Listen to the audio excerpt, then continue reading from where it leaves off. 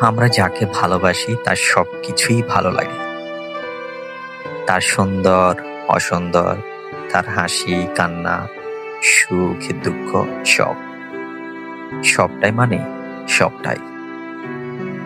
ভালোবাসার সংজ্ঞা কি বা কেন, এর উত্তর কিন্তু কেউ এখনো ঠিকঠাকভাবে দিতে পারেনি।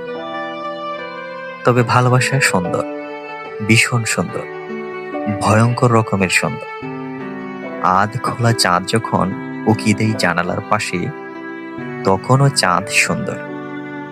আবার চাঁদ যখন পূর্ণ অবয়ব পেয়ে মিলিয়ে যায় পূর্ণিমার রাতে, তখনও চাঁদ সুন্দর। সুন্দর হচ্ছে মনের ব্যাপার।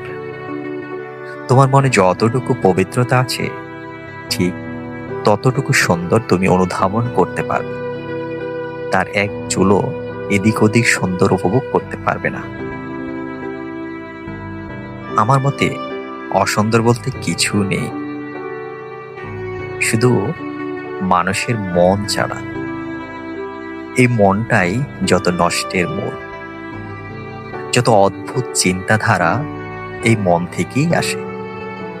আর আসে বলেই অনেক সময় সব ভালোবাসা পবিত্রতা পায় না।